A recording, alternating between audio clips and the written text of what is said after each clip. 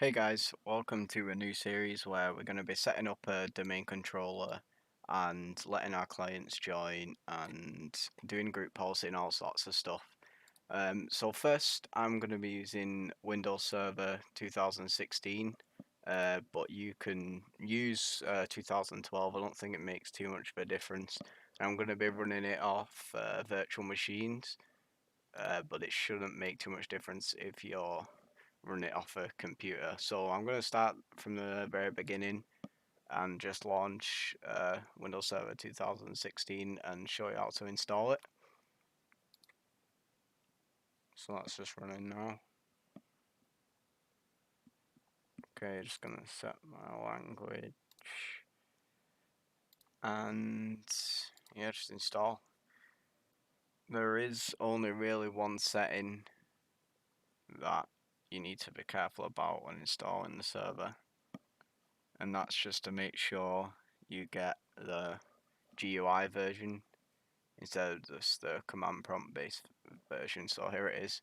So you want the data center evaluation desktop experience.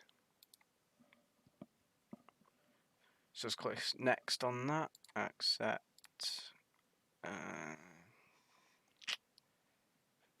This one, yeah, and then just let it install. Shouldn't take too long. Okay guys, so mine has installed now. It just needs to restart, and then we should be able to set up our login and log on.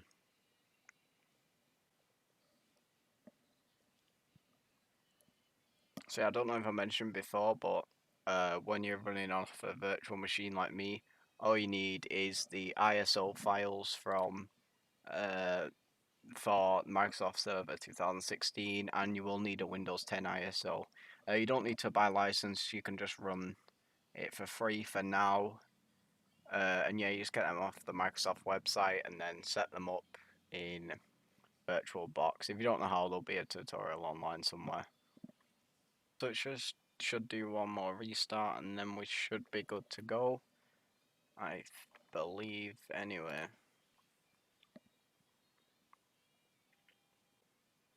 Okay, so we're at our first screen and this we have to set a password, and this will be the password that we use to log in to the domain controller. So just gonna use this, a nice short one. Make sure you remember it.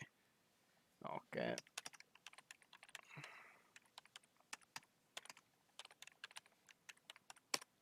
Right. Okay, so we can now log in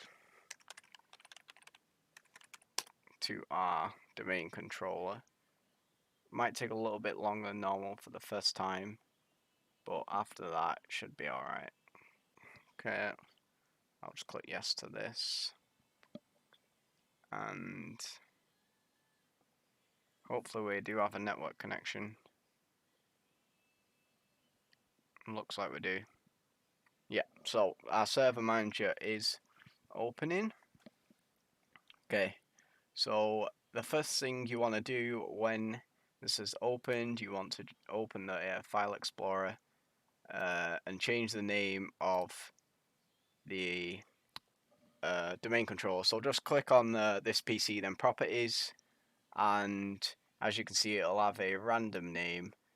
So just change that to something you'll remember or something that makes a bit more sense than what it is right now. So it couldn't be anything really. I'm just going to change mine to YouTube. So once you click on there, once you open your computer settings, click on change settings over here, and then this screen will pop up. Click on change, and here it'll be your computer name. So I'm just going to name it YouTube for now. Click OK, and it will ask us to restart. That's fine. Okay, just close this and we'll just restart now. Okay guys, so now my machine has restarted. Our name and everything is okay. What we're going to want to do is click on add roles and features right here. Next, next, and next again. And then what we're going to want to install is Active Directory Domain Services. So it'll ask you if you want to do all this as well. You do. Add features, and that's it for now. So if we click next now, next again, that's just what we want on our server. So of course we do want group policy management because we're going to be setting up that later. And then yeah, next install, sorry, and it will install all the tools we need to start creating our domain controller. Okay guys, so my features have installed now. And the next thing we're going to want to do to actually make our domain controller work is this button right here. Or if you've closed this, it should be here. So just click promote to domain controller.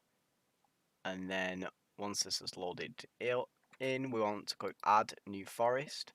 So root domain name, I'm just gonna call this YouTube. Make sure it's not something too long, something you'll remember. Okay. What have I got here? Okay, so it's because you need like a .com. So I'm gonna do youtube.com. Click next. And now it's gonna want a password. This is for recovery, so you can set this to the same thing as you used to log in if you want. That's what I'm going to do in this case. So just wait for it to load.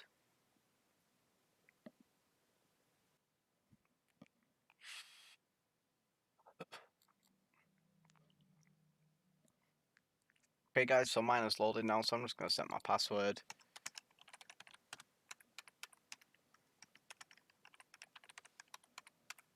And then click next. And then might come up with some errors. That's okay. The server won't let you start without fixing itself. So any errors, it'll sort itself out. So do not worry about that. Click next.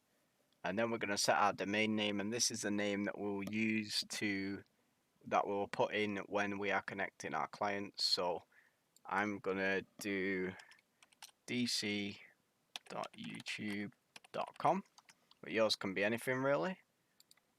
And then,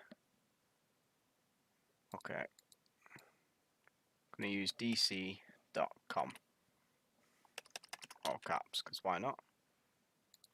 Or .org even if it won't let me.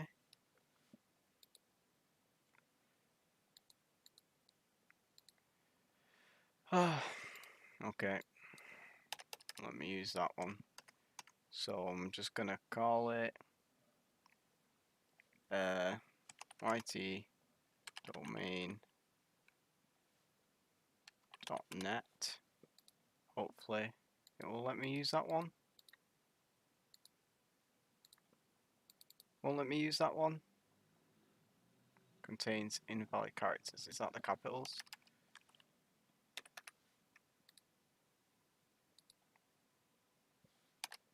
Is that the dot even?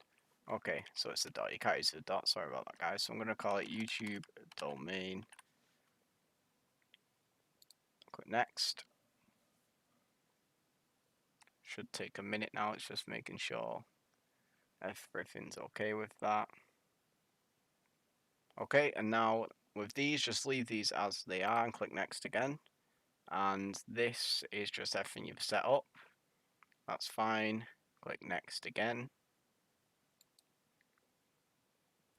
And now it should just check to make sure everything is okay. And then it'll install the correct things. And so you'll be able to connect to it once this is done.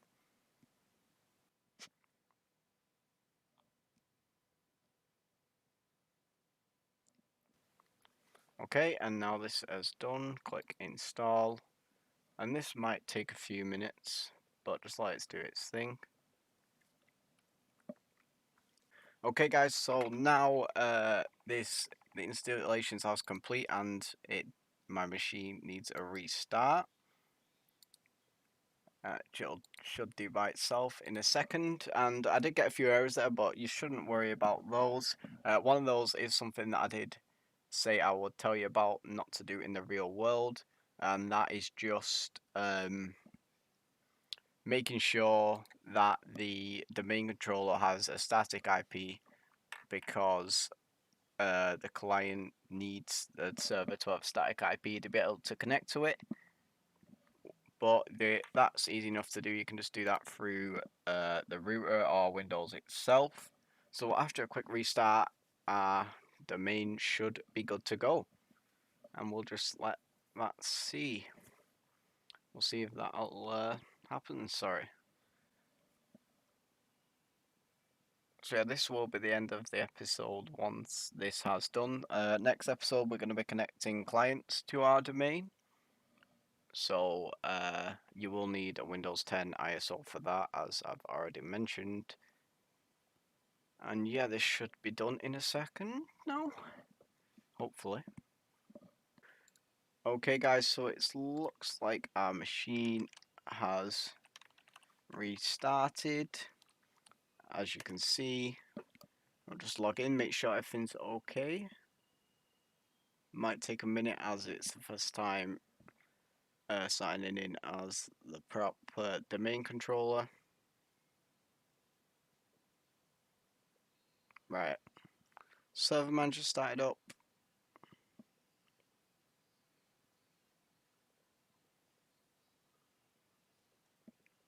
Still says no internet access. Confusing me, but anyway, so it looks like everything is okay.